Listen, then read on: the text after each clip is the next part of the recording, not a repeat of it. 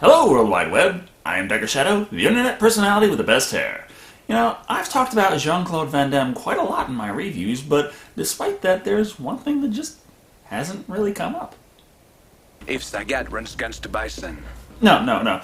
I'm talking about another name synonymous with action movies, Steven Seagal. Starting off as the martial arts coordinator in the 1982 film The Challenge, it wasn't long before Seagal was writing, starring in, and producing his own movies, starting in 1988 with Above the Law. And he's still starring in movies he produces himself, with the latest being the 2013 film Force of Execution. However, today we're going to be looking at the 2009 film Driven to Kill. This movie follows Seagal as he returns home to his estranged family, only to meet with tragedy and end up going on a one-man war for revenge. Again, how many times has that synopsis come up? Anyway, let's take a look at Driven to Kill and see if there's more to this, or if it is just your generic action flick. Well, heck, either way, I'll be happy. We open to find Seagal trying to get laid with a 20-something actress, or, well, in this scene she's a fan of his and wants to know if there's any truth to this spike roulette, or as I like to call it, ridiculously masochistic three-card Monty. Close your eyes. Okay. Unfortunately, she just shuffles it more instead of taking the opportunity to slip a bullhorn under one of those cups.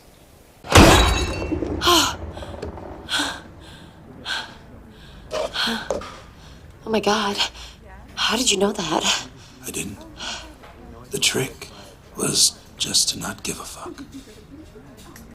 Well, if that is the case, then according to the Many Worlds theory, there also exists a dimension where Seagal's hand is brutally impaled, leaving him screaming and bleeding in that scene.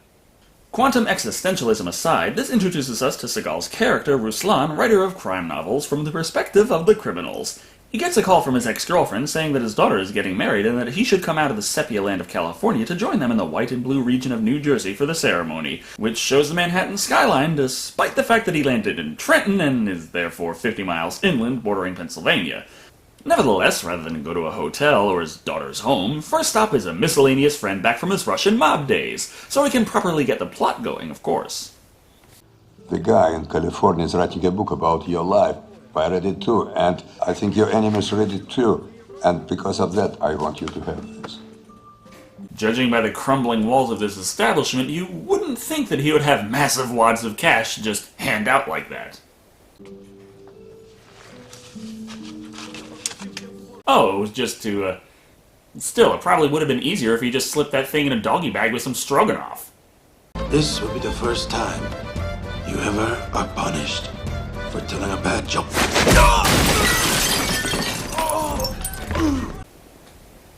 Sorry. Let's move to Ruslan's ex for a moment, who is filling out invitations, but wouldn't you know it, her husband didn't want the father to show up. I should get a say in who goes. He's her father. She wants him to. You may think that this scene is giving a subtle hint that he could be a bad guy. You would be wrong. It's anything but subtle. When Seagal arrives, he meets up with a man, Terry Goldstein, played by Robert Wisden. His ex Catherine greets him in his native Russian, but despite Goldstein obviously not knowing the language, doesn't even hint at the spousal abuse or anything like that. Following this, we meet his daughter, Lainey, played by Laura Minnell. And I know I've seen plenty of mother-daughter actresses in movies that are way too close in age, but this really takes the cake, as Laura is actually 1 year older than the woman who plays her mother. He also gets to meet his daughter's fiancé, Stefan Abramov, played by Dmitry Chepovetsky. Okay guys, I know it's a wedding and quasi-family reunion, but it would be really nice if I could have a minute or two in this review to do something other than rattle off character and actor names. I think we're getting off on the wrong foot. My father is a gangster, and he wants me to follow in his Footsteps. Yeah, I know. Then you met Lainey. So Lainey, daughter of ex-Russian mobster, is marrying Stefan, son of rival Russian mobster. You know, from that secondary Russian mob in Trenton. Movie, you never did explain what this Russian crime syndicate is doing in the middle of New Jersey, of all places. Then we won't speak about it. Of course. Before leaving, he gives his daughter his mother's ring, which she promises to wear at the wedding ceremony. Then, as soon as her back is turned...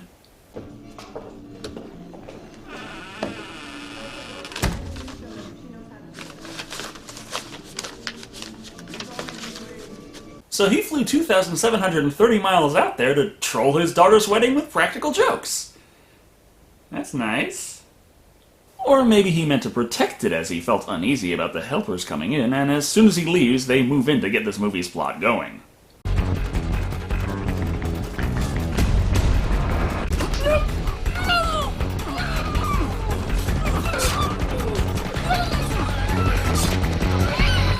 Well, it's a good thing he covered up that ring. Finding out something is wrong well after he can do anything about it, but quick enough for him to arrive and be horrified by what he finds, he decides to commit a random felony.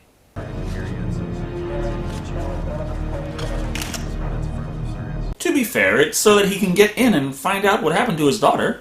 Though, he didn't need it to get in and find out what happened to his ex, so... He finds his daughter is in critical condition, but stable, which might be because the paramedics actually did something with her instead of just leaving her bleeding on the ground like her mother. Unfortunately, Detective Norden recognizes something about Ruslan. That's my number. What the fuck is this? Impersonating a police officer, punishable by up to 5 years imprisonment. You know, give or take, depending on the state. He's the father.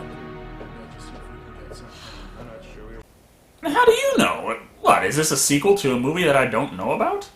Which suddenly means that, being Steven Seagal, he is now cleared to assist with the case. Whether this was a robbery or a setup to look like one, we're still gonna check into everything. Well, fat lot of good hiding that ring did. And if he knew something was coming, well, it was really nice of him to not interrupt them while they were murdering his family. But these two aren't nearly as suspicious of him as I think anyone logically should be, and agree for no apparent reason to play along with telling the fiancé and stepfather that both of the women died. Tell me what happened.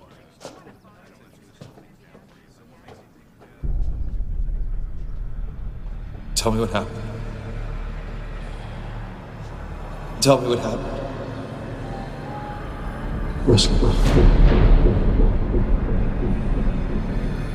Jeez, I'm afraid one of these days I'm going to be reviewing a movie and it's going to zoom in so close I'm going to be able to count individual skin cells.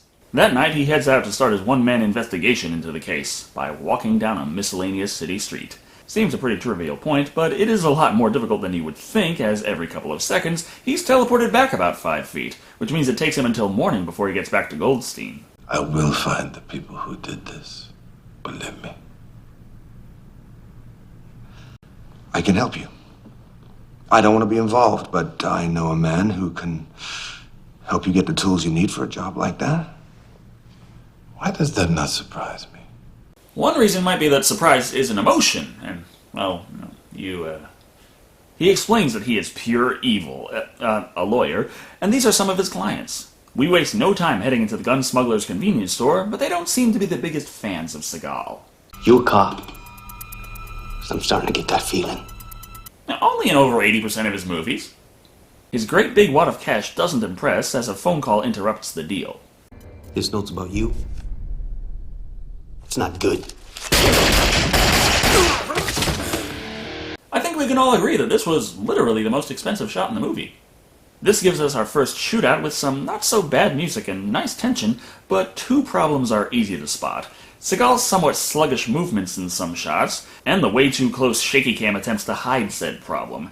After the fight, we learn it was Goldstein who called, and that cell phone has one hell of a battery. Oh, and what he said. Told you I wasn't a cop, bitch. Guys, you know it's still Act 1, right? Either we already know who's behind it, or Goldstein is the craziest fucking red herring I've ever seen. After looting the place, Ruslan meets up with Stefan, who just so happens to have his father in tow, Mikhail Abramov, played by Igor Jijinkin. Somehow, this does not result in a shootout, but rather Mikhail hearing Ruslan out about his plans to track down those responsible and bring Stefan along for good measure. As Seagal is leading the search, obviously the first pawn shop they walk into just so happens to have the stolen ring. I feel like you talk a little too tough.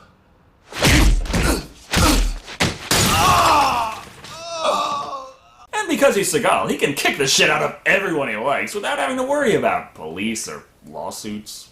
They get the apartment the culprit stays in off-screen, and Ruslan attracts their attention with an assault rifle, introducing us to... Angry Joe? Oh, wait, that's Alex Bonovic playing the role of Angry Joe. Tony. This leads to another shootout, with Seagal advancing slowly amidst the shaky cam and Stefan following closely behind. It's pretty basic, but it does get interesting when Joe passes by the kid calmly when either of them could easily kill each other, and when Ruslan tries to get some information out of one of the thugs.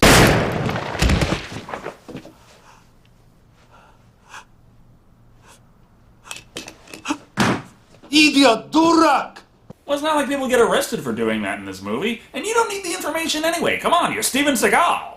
As such, he immediately finds the next lead, right before we see Mikhail quite upset with Joe, as evidently he hired him to murder Ruslan's family and make it look like a robbery. A robbery where victims are stabbed to death instead of being tied up, and where you take the ring but leave the computer. On top of that, evidently stealing a ring during a robbery is a very stupid move, and Mikhail doesn't appreciate them letting Ruslan kill off one of their guys before Stefan had the chance. This was about revenge, about my son becoming what he had to be, and for this you need something to hunt down, something to kill! Ever thought about just taking your son out fishing? You could gut something while he's at it. After giving Joe my regards for his selection of worst versus most disappointing games of 2012, Joe begs for the chance to finish Ruslan off, and as that's easier than doing the job himself, Mikhail accepts. You better not screw this up, because I know where he'll be tonight. Why does every one of his henchmen carry a strip club business card at all times? Or is it that you have to be on the quest for that to drop? Or is it because they all work here? In any case, at least a few of Mikhail's men occupy the club, providing the topless women quota for this movie. You might think that mobsters owning a normal business is trivial and mundane, but they are actually shown serving alcoholic drinks and having women in their establishment that are completely topless. And in New Jersey, that combination is illegal. The two of them talk about how it feels to kill someone right in front of a stripper, but don't worry, she's just furniture.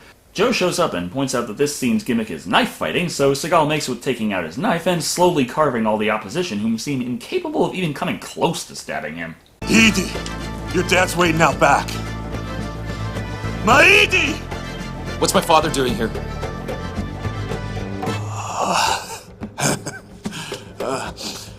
You didn't know.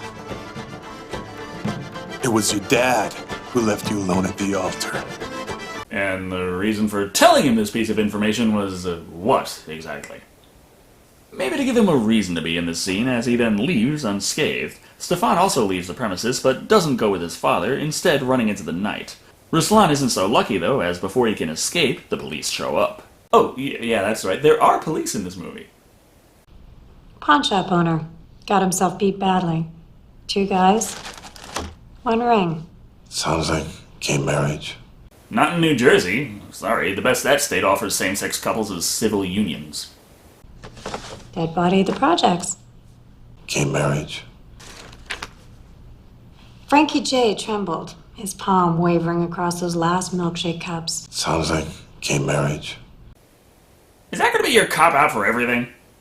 Actually, the police have finally figured out that their friendly ex-mobster might just be killing the fuck out of people, which Ruslan apathetically ignores. Fortunately, as Goldstein is his defense attorney, these mountains of physical evidence don't mean jack! Goldstein got Ruslan up for one reason and one reason only. So Mikhail could finish the job killing him, and we're going along with it.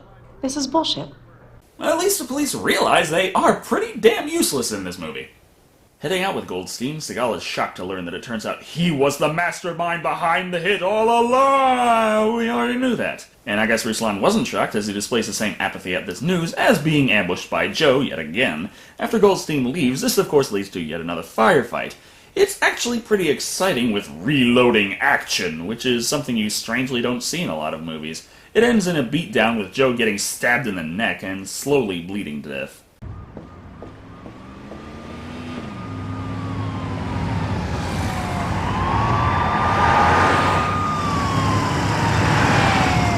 Yes, he was just that close, and the police didn't spot him. Somehow. As it's time for Act 3, the stakes have to rise in this revenge plot, so convenient Russian mob double-agent officer man spills the beans to Mikhail. The girl. The one from the Goldstein house. She's alive.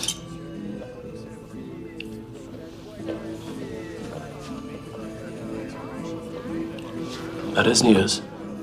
You may be wondering how he knew. Well, he was the police officer assigned to guard the girl. Now you may be wondering why he didn't bring it up sooner.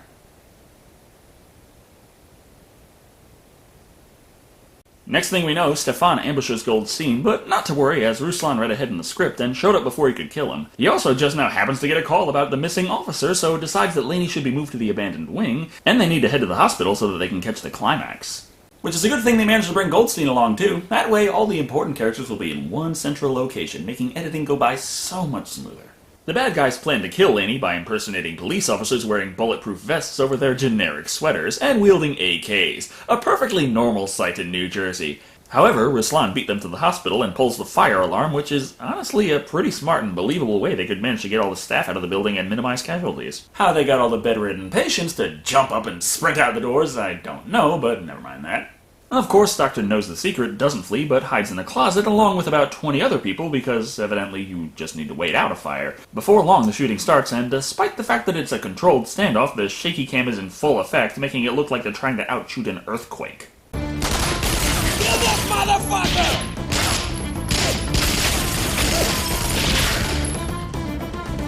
And the music, which doesn't match the action very well, is there to remind us, in case we forgot, they're Russian. They soon figure out the girl is not where she is supposed to be, but fortunately for them, our doctor figures that the fire should be over by now and walks right into them, allowing them to find out where she was moved. I'm noticing a pattern here. When it's time to progress the plot, half the characters are incredibly lucky, and the other half are incredibly stupid. So it's to the abandoned wing, with Ruslan using his Seagal powers to mastermind traps and have it all come down to just him and Mikhail. This fight is shot about the same as others, with Seagal honestly not moving all that impressively and the camera shaking around like all hell, but it does stand out for one big reason.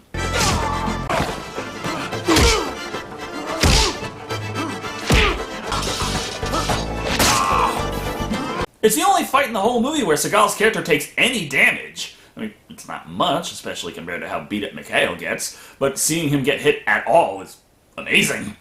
He finishes Mikhail with a headshot from very close range, and we get our happy ending as Laney comes to right on cue, and Goldstein is instantly arrested for every crime under the sun. Without Miranda rights, but never mind that, Ruslan gets to go back to California, allowing the movie to end just as it began, in heavy sepia saturation. He also gets a call from Laney saying that she and Stefan just got back from their honeymoon, and he asks her to tell him all about it. Which is, kinda creepy. Anyway, that was Driven to Kill, and it's an action movie. Obvious, yes, I know, but that really sums it up pretty well. The plot is one we've heard many times over, and the twists have been done at least as much, and it all just comes off par for the course. The main attraction is obviously Seagal, but as the film is from 2009, it's a somewhat aged Seagal, and that is a bit problematic when the movie focuses on action, as his motions are kind of slow and imprecise. It's not just his fighting I'm talking about either. Actually, I'm a bit concerned, because in this movie he moves pretty similarly to how I've seen many actors move when it's revealed later they were drunk on set. Apart from my unsubstantiated claims, though, the rest of the cast was adequate. Nobody brought this movie down, but nobody really gave memorable performances either. The good guys were good, the bad guys were bad, and the police were fucking useless. The action, though, was pretty well done, and aside from some heavy use of shaky cam, very entertaining. No car chases or backflips, but nice shootouts with good use of blood splatter effects. The predictability of the movie, though, is surprising. Even for a basic action flick, it's amazing just how obvious certain characters were. You don't have to have watched 500 action movies beforehand to see what's coming. It's right there in the middle of the screen. So much for speculation. Overall, Driven to Kill does nothing new or particularly interesting with the genre, but it doesn't fail outright or do a bad job with what it has, really, meeting the quota with 3 strippers out of 5. It can be fun, and considering I got it in an 8-movie pack for $5, it's not like I feel ripped off or anything. Thank you all for watching, I've been Dr. Shado, and remember, this wasn't the greatest Steven Seagal movie, but well, okay, I'm not really sure how it rates in terms of his worst either, as I haven't really seen very many Steven Seagal movies. However, I'm going to be changing that very soon, as it is now. The Summer of Steven Seagal! What? Yes, I'm serious! I see.